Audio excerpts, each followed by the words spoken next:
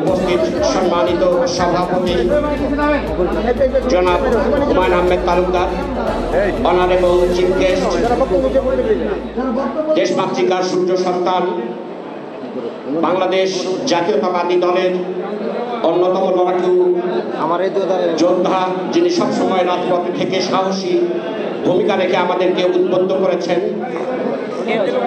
এবং খালেদা জিয়ার অন্যতম উপদেষ্টা জনাব জয়নাল আবেদিন ফারুক উপস্থিত আছেন, বিএনপির অন্যতম চেয়ারপারসনের উপদেষ্টা, আমার রাজনৈতিক অনুকরণীয় বক্তা এবং লিডার অ্যাডভোকেট মঞ্জের হোসেন আলাল, এছাড়াও মঞ্চে উপবিষ্ট আছেন বিএনপির কেন্দ্রীয় নেতৃবৃন্দ, এছাড়া নবীন দলের বিভিন্ন জেলা থেকে আগত এবং উপজেলা থেকে আগত নেতৃবৃন্দ, সবাইকে জানাচ্ছি জেলা নবীন দল দিনাজপুরের পক্ষ থেকে আমি ফিরোজ কবির আপনাদের সংগ্রামী সালাম, শুভেচ্ছা, জোহার, গড লাকি।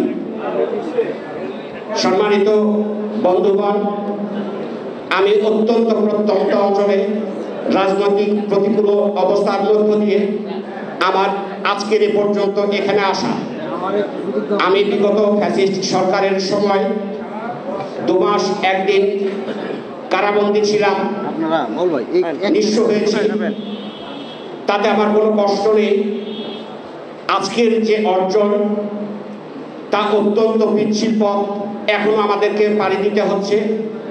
গণতন্ত্র পুনরুদ্ধারে আমাদের যে প্রজ্ঞা, যে অভিজ্ঞতা, যে দক্ষতা, যে সুনাম দলের জন্য অনুকূল পরিবেশ সৃষ্টি করতে পারে, তার অভাব এখন অনুভব করছি। ব্যতীত হই 38 বছর রাজনৈতিক জীবনে কখনো নেতা হওয়ার স্বপ্ন দেখিনি, একটা ভালো কর্মী হওয়ার চেষ্টা করেছি, অদ্যাবধি এই চেষ্টা অব্যাহত আছে।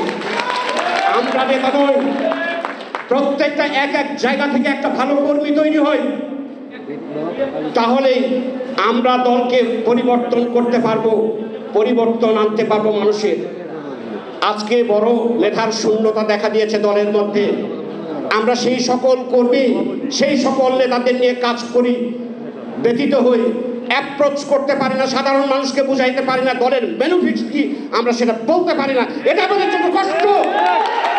আমরা চাই আমাদের আদর্শ, শহীদ জিয়ার আদর্শ আমার হৃদয়ে ধারণ করতে হবে, আমার আচরণে তার প্রকাশ থাকতে হবে।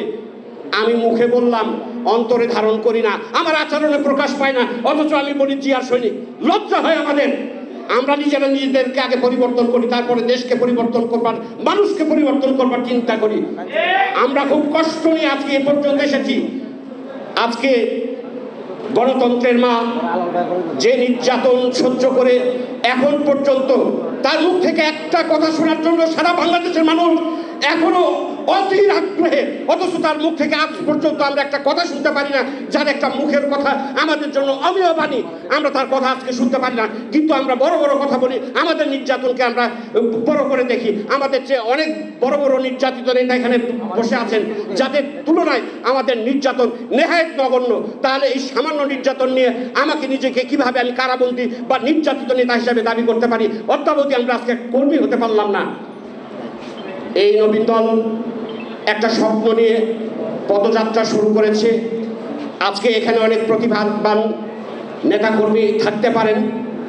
আমি সবিনয় অনুরোধ রাখবো, নিজেকে একজন ভালো আদর্শবান মানুষ করুন নিজেকে, তারপরে আপনি দলে মানুষকে ডাকুন।